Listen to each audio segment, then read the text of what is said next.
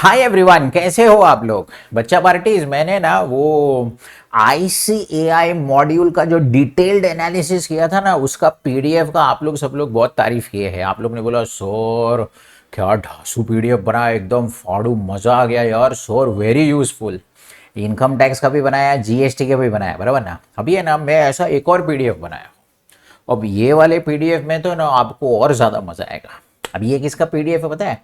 ये ना cash transactions का पीडीएफ है। क्या हो गया है, सीए इंटर, सीए फाइनल, आप कुछ भी पढ़ो ना, इनकम टैक्स का पेपर आएगा ना, तो कैश ट्रांजैक्शन का कुछ ना कुछ क्वेश्चन में दिया रहता है। क्योंकि बिजनेस में गवर्नमेंट बोलती है कैश में ट्रांजैक्शन नहीं करने का, कुछ वो डोनेशन टू पॉलिटिकल पार्टी बोलती है कैश में ट्रांजैक्शन मत करो। अरे बहुत सारी जगह पे कैश ट्रांजैक्शन की बात होती है, मतलब गवर्नमेंट मेजोरिटी जगह पे कैश रिस्ट्रिक्ट करती है ना यार। तो अभी मैंने क्या किया मालूम है, ऐसा एक वीडियो बना रहा हूँ जिसमें, और पीडीएफ ऑलरेडी है, टेलीग्राम में डाल दूंगा, जिसमें सब कैश ट्रांजैक्शंस एक साथ एकदम मक्खन के जैसा है ना, पूरा एक बार वीडियो फटाफट देख लिया ना, तो तेरा पूरा कैश ट्रांजैक्शंस हर जगह पे से ना रिवाइज हो जाएगा, for every chapter, from every angle. ठीक है, देख मजा आने वाला है। देख, सबसे पहले बिजनेस में सेक्शन 35 एडी में, पता है 35 AD cold chain facility, warehousing, petroleum. अरे क्लास में डांस करके भी बताया था ना यार, वो 35 एडी 14 बिजनेस होते हैं। हाँ, उसमें गवर्नमेंट ने क्या बोला है कि अगर आपने कोई भी कैपिटल एक्सपेंडिचर किया है और अगर उसमें आपने पेमेंट मोर देन 10,000 किया है ना, तो उसका डिडक्शन नहीं मिलता है। अब देख भाई लोग, अपन ने क्या किया मालूम है, यहाँ पे है ना, मैंने क्या किया, थोड़े बहुत कॉन्सेप्ट्स है ना, वो थोड़े टेक्निकल लैंग्वेज में, मतलब जो बोलते तो ये होता है ना अपना, क्या बोलते हैं, बेयर एक्ट होता है ना, उसके प्रोविजंस थोड़े बहुत मैंने रखे हैं। क्यों मालूम है? क्योंकि है ना, अपने को एमसीक्यू में वो काम में आता है। मतलब टेंशन मत ले रहे, सिंपल वर्ड्स में भी बाजू में लिखा हुआ है। और ऑलरेडी क्लास में तो मैं आप लोग को सिंपल लैंग्वेज में पढ़ा दिया ना यार। ठीक है, तो टेंशन मत लो, सिंपल लैंग्वेज बाजू में है, लेकिन यहाँ का जो मेन प्रोविजन है ना, वो मैंने थोड़ा है ना टेक्निकल भाषा में भी रखा है। ठीक है, तो अभी देखो इसमें क्या लिखा है, no deduction shall be allowed if any capital expenditure is incurred in cash if more than 10,000। बोले तो if more than 10,000 to the same person, ये होता है ना, तो है ना, उसमें 35 एडी के अंदर डिडक्शन नहीं मिलेगा अगर आपने कैश में वो कैपिटल एक्सपेंडिचर किया रहेगा तो। ठीक है, अब दूसरी बात, डेप्रीसिएशन। डेप्रीसिएशन में भी सेम चीज है भाई लोग। If you buy an asset, if you buy an asset, asset खरीदते हो ना, अरे building, furniture, intangible asset, plant and machinery, if you buy an asset, और अगर एसेट का कॉस्ट का आपने पैसा more than 10,000 to the same person on the same date, अगर मोर देन 10,000 कैश में दिया ना, तो उस पर डेप्रीसिएशन नहीं मिलता है। क्या बोला सर, क्या डेप्रिसिएशन नहीं मिलता? क्या बोला? रुक रुक रुक, एग्जांपल देता हूँ, रुक इधर देख, एग्जांपल देता हूँ, इधर देख, ये ले एग्जांपल। समझो एसेट का कॉस्ट 1 लाख है। कौन बोला सर 1 लाख का? किधर दिया? एग्जाम्पल, अरे बाबा एग्जाम्पल है, एसेट का कॉस्ट समझो 1 लाख है। ठीक है, अब क्वेश्चन में ऐसा बोला है that 89,000 was paid by NEFT and 11,000 was paid in cash to the same date on the same person, sorry, to the same person on the same date, ऐसा समझो क्वेश्चन में दिया है। ठीक है, एसेट 1 लाख का है, लेकिन तुमने क्या किया, मोर देन 10,000 कैश दे दिया किसी को। तो पता है, हम डेप्रीसिएशन कैलकुलेट करते समय ओपनिंग डब्ल्यूडीवी ऐड परचेजेस करते हैं ना, तो इधर खाली अपने को डेप्रीसिएशन में, इधर जो हमारा फॉर्मेट है ना, उसमें खाली 89,000 लिखने का भाई लोग। मतलब अगर आप एसेट परचेज कर रहे हो तो कैश पेमेंट मत करो, मोर देन 10,000 होगा तो सेम डेट सेम पर्सन को, क्योंकि अगर आपने दे दिया तो फिर वो वाला जो कॉस्ट होता है ना, वो नॉट एलिजिबल फॉर डेप्रीसिएशन हो जाएगा। Next, section 36(1) business expense. देख ले भाई लोग, देख ले, medical insurance premium for employees health cash में अलाउड नहीं होता है। अरे सर आपने तो बोला था ना 10,000 अलाउड होता है। ये medical insurance premium on employees health होगा ना, तो उसमें 1 रुपया भी कैश नहीं अलाउड होता है। हाँ, उसको छोड़ के अगर आपने पीजीबीपी में रेवेन्यू एक्सपेंस किए हैं, तो सेक्शन 48(3) के अंदर ऐसा बोला है कि till 10,000 it's okay, but more than 10,000 is not allowed. लेकिन medical insurance premium on employees health होगा ना, तो उसमें तो बिल्कुल भी कैश अलाउड नहीं होता है। ठीक है, अच्छा, अब इसमें थोड़े बहुत एक्सेप्शंस है, वो तो आपको ऑलरेडी पता ही है, बट उसमें जो सबसे मोस्ट 2 इंपॉर्टेंट एक्सेप्शन है ना, वो मैं इस बार डिस्कस करता हूँ। एक होता है पेमेंट टू गवर्नमेंट। अगर आपको कुछ गवर्नमेंट को पे करना है ना, तो आप कैश में पेमेंट कर सकते हो, even though it is more than 10,000। इसका एग्जाम्पल दो, क्वेश्चन में देते पेमेंट ऑफ जीएसटी। अब क्या है, मैं वो लोग एकदम स्पेसिफाई नहीं करते, लेकिन पेमेंट ऑफ जीएसटी बोला, जीएसटी पेड बोला, तो ये समझने का ना कि वो गवर्नमेंट को ही दिया रहेगा। जीएसटी हम गवर्नमेंट को पे करते हैं ना, जीएसटी में सिखा रहेगा ना वो दे sales tax minus purchase tax करके, हाँ वो देते हैं ना, हाँ वो। तो उसमें कैसा रहता है ना कि ये जो जीएसटी होता है ना, जीएसटी वो तो पेड टू गवर्नमेंट है, तो अगर पेड टू गवर्नमेंट होगा प्लस ये टैक्स तो गुड्स और सर्विस से रिलेटेड होता है, तो ये तो अलाउड भी होता है, लेकिन ये कैश में दोगे तो भी चलेगा। ये इंस्टीट्यूट का फेवरेट है। दूसरा इंस्टीट्यूट का फेवरेट है ये ट्रांसपोर्ट ऑपरेटर का, ये तो फेवरेट है, तो पता ही रहता है कि इसके अंदर 35,000 जो होता है ना, 35,000 यहाँ तक चलता है। अच्छा एक बात बताता हूँ, मजा आएगा, सुन ले तेरे को सचमुच मजा आएगा, देखो बहुत मजा आएगा। देखो जब हम रेवेन्यू एक्सपेंसेस की बात करते हैं ना, तो क्या लिखा है, ट्रांसपोर्ट ऑपरेटर को 35,000 तक दे सकते हो। जब हम रेवेन्यू एक्सपेंस की बात करते हैं ना बच्चा पार्टी, तो क्या लिखा है कि हम लोग ट्रांसपोर्ट ऑपरेटर को 35,000 दे सकते हैं। लेकिन ये जो डेप्रीसिएशन के लिए जो सेक्शन है एप्लीकेबल है ना, ये कॉस्ट ऑफ एसेट के लिए जो सेक्शन है ना, उसमें किधर ये 35,000 का कुछ नहीं लिखा है। इसमें तो लिखा है कि एसेट के पीछे जो खर्चा करोगे, एसेट के पीछे जो खर्चा करोगे वो कैश में मोर देन 10,000 नहीं होना चाहिए। तो पता है एक बार क्या हुआ था, इंस्टीट्यूट के एग्जाम में आया था, asset purchased and for purchase of asset payment was made to transporter in cash। अब देख एसेट रिलेटेड अगर कोई कैपिटल एक्सपेंडिचर किया है, अरे वो इंसिडेंटल एक्सपेंसेस होता है ना, उसमें मोर देन 10,000 ट्रांसपोर्टर को भी नहीं अलाउड होता है। हाँ हाँ हाँ तू बराबर सुन रहा है, एसेट रिलेटेड अगर कोई इंसिडेंटल एक्सपेंस है तो उसमें मोर देन 10,000 किसी को भी अलाउड नहीं होता है। उधर ट्रांसपोर्टर को भी आप मोर देन 10,000 कैश में नहीं दे सकते हो। हाँ लेकिन अगर कोई रेवेन्यू एक्सपेंडिचर रिलेटेड ट्रांसपोर्ट का खर्चा हुआ है, भाई आपको रॉ मटेरियल मंगाना था और वो रॉ मटेरियल मंगाने के लिए किसी ट्रांसपोर्टर की जरूरत पड़ी थी, या ऐसा कोई दूसरा रेवेन्यू एक्सपेंडिचर था उससे रिलेटेड ट्रांसपोर्टर की जरूरत पड़ी थी, तो हाँ उसमें कैश अलाउड होता है 35,000 तक। ठीक है चल आ जा। Okay presumptive basis, presumptive basis में भी कुछ कैश की बात है। अरे वो 44 AD में लिखा है ना 2% होता है, 6%, 8%। तो बच्चे बोलते हैं सर कौन सा परसेंट कब लगाने का है। देख भाई क्वेश्चन ध्यान से एकदम चश्मा टाइट करके देखना पड़ता है और फिर डिसाइड करना पड़ता है कब 6% लगाने का, कब 8% लगाने का, समझा क्या। देख ध्यान से, एक ही क्वेश्चन में बहुत बार दोनों परसेंटेज अप्लाई करने का रहता है, ध्यान से क्वेश्चन देखने का। देख तेरे लिए एक एग्जाम्पल रखा है, समझ टर्नओवर 90 लाख से, ठीक है, सब क्वेश्चन में दिया रहेगा भाई। भैया आपने एस्ट्रोलॉजी का एग्जाम नहीं है, प्रिडिक्ट करने को बोलेंगे, प्रिडिक्ट द टर्नओवर, ऐसा नहीं है, क्वेश्चन में दिया रहता है।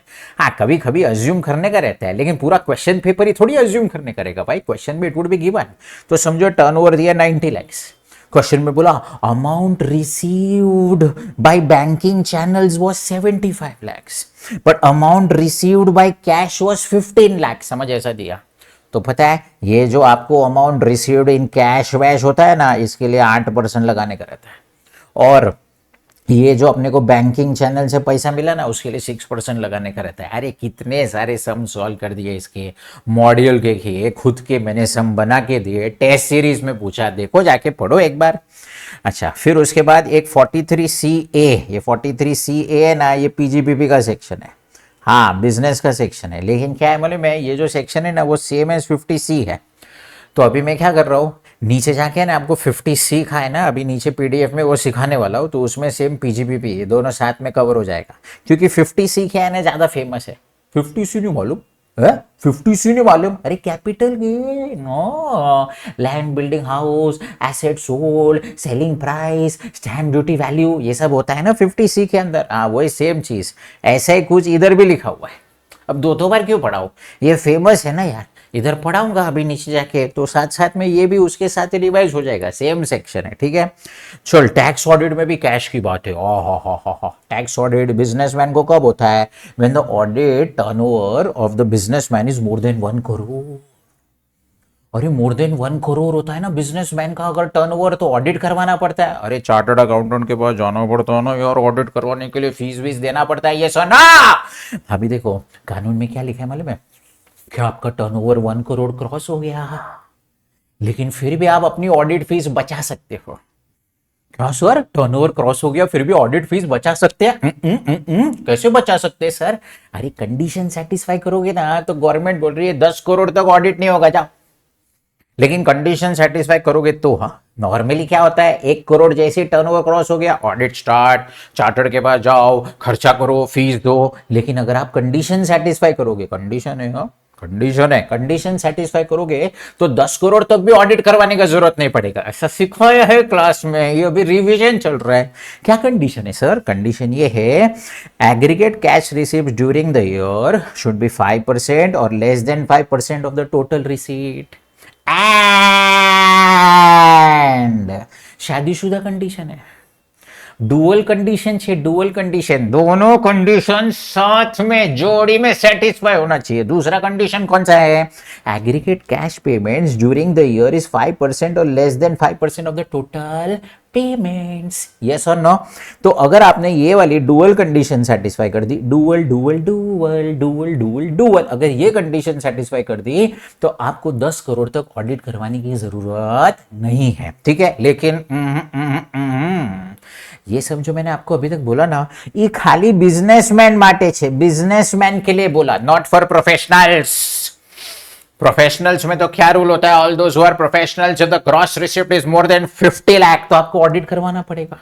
उसमें तो 50 लाख है, उसमें ऐसा कुछ डुअल वुअल कंडीशन नहीं है। ये जो स्पेशल गवर्नमेंट ने ऑफर दिया था ना कि 10 करोड़ तक ऑडिट नहीं करवाने का, ये स्पेशल खाली बिजनेसमैन के लिए, ये ऑफर के बिजनेसमैन के लिए, ठीक है। फिर नेक्स्ट इज प्रिजम्पटिव बेसिस। अब प्रिजम्पटिव बेसिस तो ऑलरेडी हो गया ना सर, आपने तो प्रिजम्पटिव बेसिस में ऑलरेडी बोल दिया, लेकिन वहां पे वो 6% 8% वाले में बोला। अब प्रिजम्पटिव बेसिस में एक और जगह पे कैश की बात है। अब पता है एक सेक्शन है 44AD, क्या लिखा है उसमें लिखा है कि अगर आपका टर्नओवर 2 करोड़ या तो उससे कम है तो आप प्रिजम्पटिव बेसिस फॉलो कर सकते हो, यस और नो। लेकिन उसमें और भी कुछ लिखा है।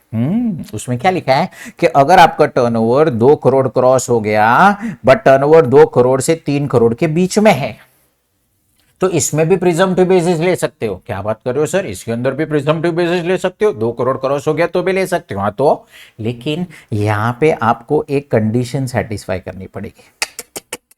और फिर से कंफ्यूज बाबू, अगर आपका टर्नओवर 0 to 2 करोड़ है ना, 0 to 2 करोड़, तो कोई कैश वैश का कंडीशन नहीं है इसके अंदर, तो कोई इसके अंदर कैश वैश की कंडीशन नहीं है। आप लोग को प्रॉब्लम क्या है मालूम है? अगर कोई कॉन्सेप्ट सिखाए ना तो उसको सार्वजनिक कर देते हो, फैला देते हैं कॉन्सेप्ट को, सब जगह पे अप्लाई नहीं करने का है भाई। कॉन्सेप्ट में क्या लिखा है कि अगर आपका टर्नओवर 2 करोड़ क्रॉस हो गया, क्या हो गया? आपका टर्नओवर 2 करोड़ क्रॉस हो गया और अगर आपने एक पर्टिकुलर कंडीशन सेटिस्फाई की बट आपका टर्नओवर 2 करोड़ से 3 करोड़ के बीच में है तो भी प्रिजम्पटिव बेसिस का बेनिफिट मिलेगा। अच्छा सर क्या कंडीशन है? कंडीशन सिमिलर है, आती है तेरे को already, you know already, revision फटाफट फटाफट। क्या है कंडीशन? ये है, एग्रीगेट कैश रिसिप्ट इज 5% और less than 5% of the total turnover gross receipt. अरे सर फिर से रिपीट, ये तो सब एकदम सुना सुना सेम लग रहा है। हाँ तो यही same similar condition tax audit में भी है। लेकिन एक बात बोलूं क्या, ये जो टैक्स ऑडिट की कंडीशन है ना बच्चों, ये टैक्स ऑडिटની कंडीशનમાં છે ને બે ચીજ છે, બે, उसमें दो चीज है, दो, उसमें कैश रिसीप्ट અને कैश पेमेंट બેવ જોવાનું છે, બેવ જોવાનું છે। સાચું કહું છું, दोनों देखने का है। रिसिप्ट में भी एक कैश की कंडीशन है, पेमेंट में भी एक कैश की कंडीशन है, लेकिन यहाँ पे ना सिर्फ रिसिप्ट में है। और एक और बात बताओ, ये तो एकदम सीक्रेट बात है, एकदम ध्यान से जो लोग पढ़ते हैं ना, स्कॉलर लोग, उन लोग को ये बात पता रहती है। देखो देखो इसके अंदर क्या लिखा है, 5% ऑफ टोटल रिसिप्ट, और इसमें क्या लिखा है 5% ऑफ टर्नओवर। अरे बाबू, टोटल रिसिप्ट और 5% ऑफ टर्नओवर में फर्क होय। टर्नओवर मतलब तुम्हारा सेल्स और टोटल रिसिप्ट मतलब जो पूरे के पूरे असेसी को अलग अलग जगह से पैसा आ रहा है ना, उसको टोटल रिसीट बोलते हैं। टोटल रिसीट मतलब जब अलग अलग जगह से पैसा मिल रहा है वो रिसीट है, और टर्नओवर मतलब सेल्स। अच्छा हाँ सर, दोनों डिफरेंट होता है। एक सम सिखाया है मैंने इससे रिलेटेड, चाहिए तो इसका है ना, मेरे पास एक बहुत अच्छा एमसीक्यू भी है, एक दिन आपके साथ एमसीक्यू डिस्कस करूंगा। लेकिन फिलहाल खाली इतना समझ लो कि ठीक है, दोनों में 5% ही है, लेकिन यहाँ पे कैश रिसीट में भी एक कंडीशन है, पेमेंट में भी एक कंडीशन है। यहाँ पे सिर्फ रिसीट की कंडीशन है, यहाँ पे 5% टर्नओवर का करने का है, वेरएज़ यहाँ पे 5% रिसीट का करने का है। ठीक है, अभी फिलहाल इतना समझो, बात भी चाहिए तो एक एमसीक्यू बताता हूँ। ठीक है, अच्छा फिर से मैं रिपीट करता हूँ, क्या है मतलब, मैं 0 to 2 करोड़ होगा ना तो ये सब कैश वैश के झमेले में नहीं पड़ने का है। 0 to 2 करोड़ में ना आपको कितना कैश में मिला, कितना ये मिला, प्रिजम्प्टिव बेसिस हमेशा है। खाली आपको ये 2 करोड़ to 3 करोड़ के बीच में भी अगर प्रिजम्प्टिव बेसिस का बेनिफिट चाहिए ना, तो ये सब कैश वैश का चेक करने का है, ठीक है। चल, सेम चीज 44A-D में भी तो है ना। वहां पे खाली डिफरेंस ये है कि यहाँ पे 2 करोड़ 3 करोड़ है, वहां पे खाली ये 50 lakhs और 75 lakhs है, बाकी तो सब कुछ सेम है, ठीक है। अच्छा, पॉलिटिकल पार्टी ये फाइनल सीए के अंदर है, बट फाइनल सीए के बच्चे अगर देखते रहेंगे तो मोर देन 2000 डोनेशन अगर आपको मिल रहा है तो फिर वो कैश में नहीं होना चाहिए, ठीक है, लेकिन ये फाइनल सीए के अंदर आता है, ओके। अच्छा, फिर 80G में क्या लिखा है, डोनेशन इन काइंड नहीं चलेगा, donation in cash more than 2000 होगा तो नॉट अलाउड। इधर एग्जांपल में डाल के रखा है कि अगर समझ डोनेशन 7000 इन कैश है तो पूरा का पूरा 7000 is not allowed as reduction. 80GGB ये donation to political party, GGC भी donation to political party, MSU language है, MLA donation in cash is not allowed. 80GGA donation to approved institution, इसमें more then 2000 का cash is not allowed. अच्छा, अभी 56 to 10।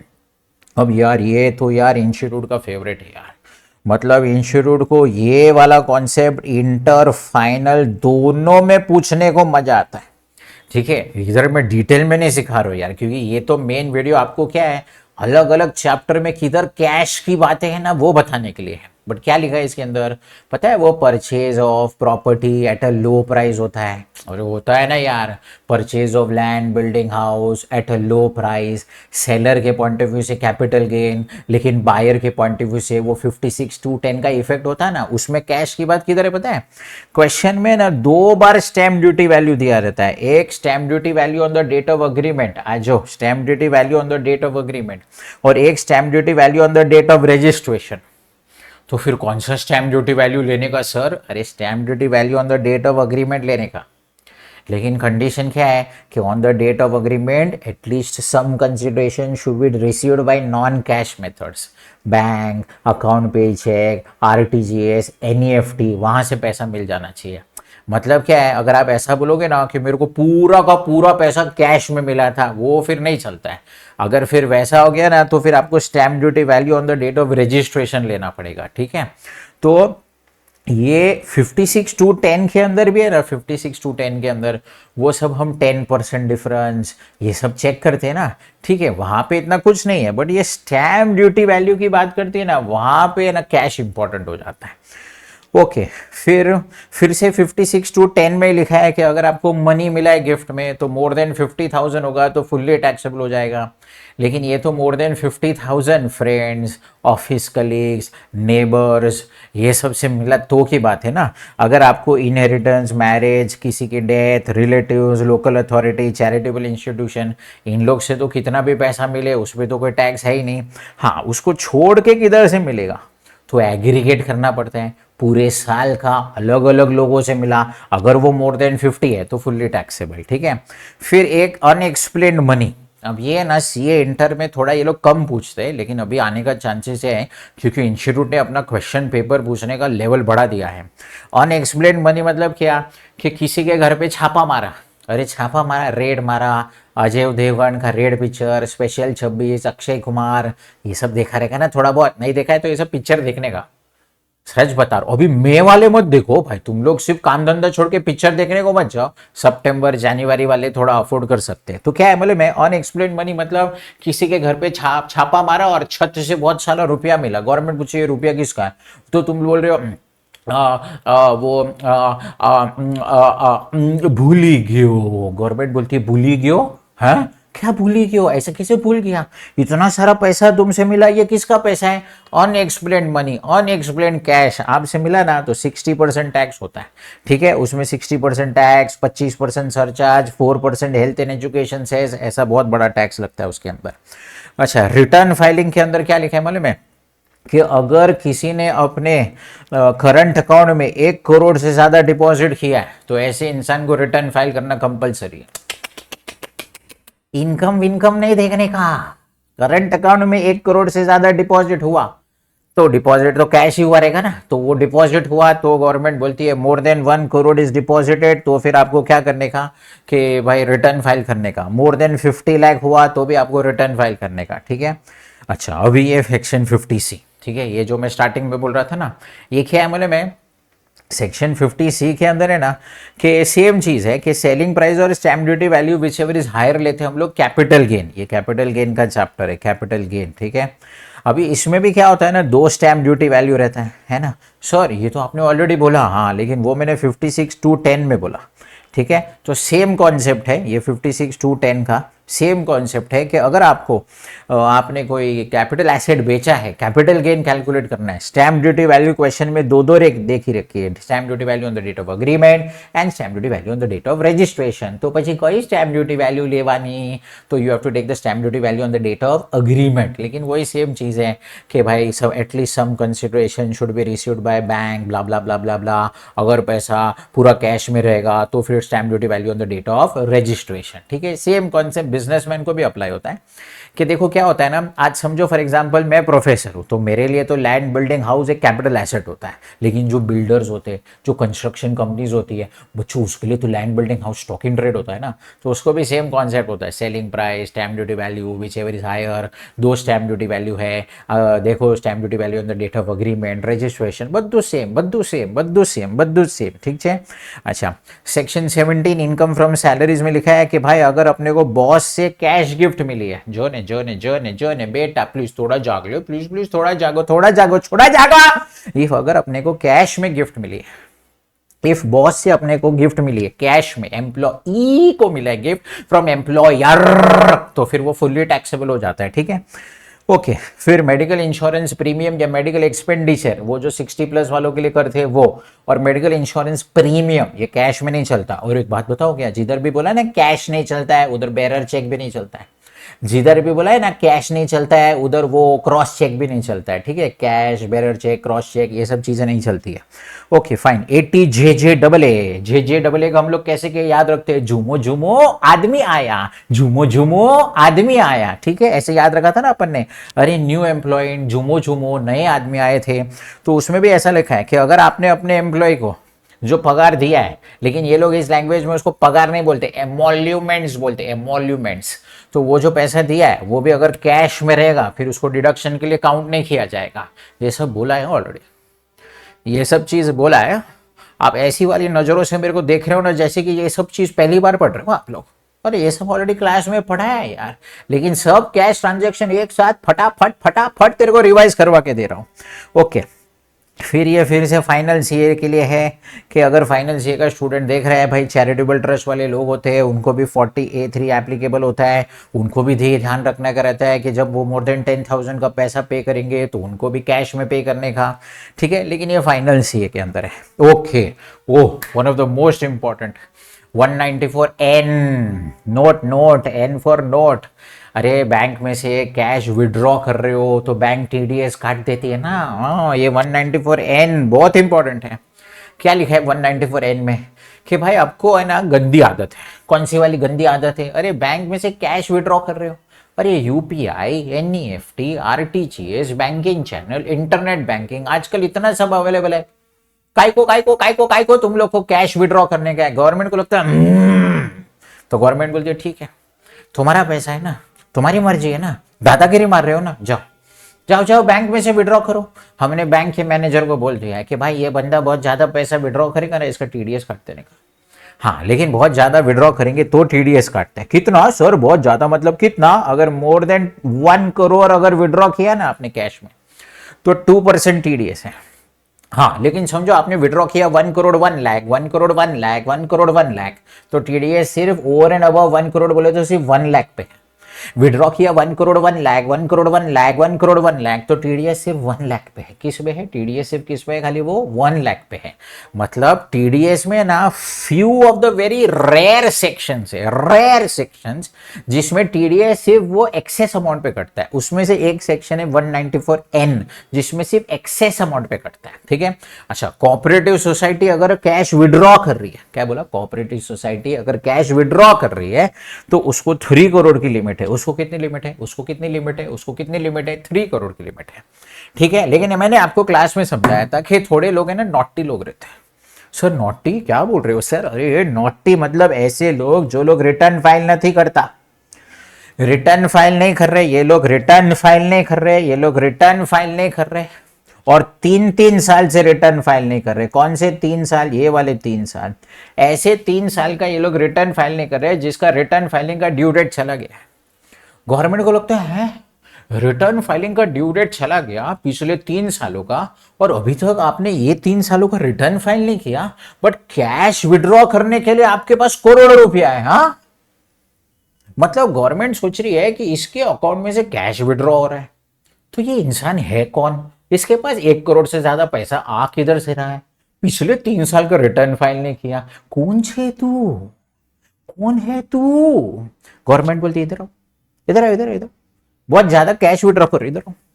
तुम्हारा है ना, तुम्हारा 20 लाख के बाद ही टीडीएस कटने का चालू हो जाएगा। हाँ सीधा है। गवर्नमेंट बोलती है देखो भाई, थोड़े नॉटी लोग रहते ना, नॉटी लोग, इसको नॉन फाइलर्स बोलता हूं मैं, नॉन फाइलर्स। ये नॉन फाइलर्स का तो आफ्टर 20 लाख ही टीडीएस चालू हो जाता है।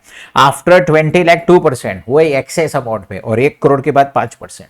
सेम कोऑपरेटिव सोसाइटी, अगर कोई नॉटी कोऑपरेटिव सोसाइटी है, not filing return from last 3 years but withdrawing a lot of cash, government बोलती है मोर देन 20 लाख, गवर्नमेंट बोलती है 2%, मोर देन 20 लाख 3 करोड़, और फिर अबाउ 3 करोड़ 5%। तो ये ना बहुत ज्यादा इंपॉर्टेंट है। क्योंकि कैश विड्रॉल को मैं इतना इंपॉर्टेंट क्यों बोल रहा हूं मालूम है? क्योंकि नॉर्मली टीडीएस कब डिडक्ट होता है?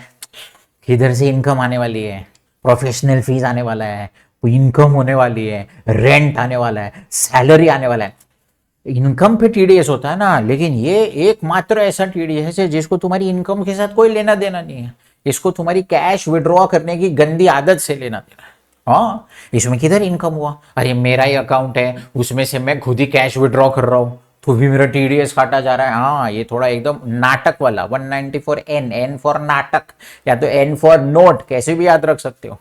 तो ये है ना थोड़ा ऐसा वो वाला विड्रॉल है, ठीक है।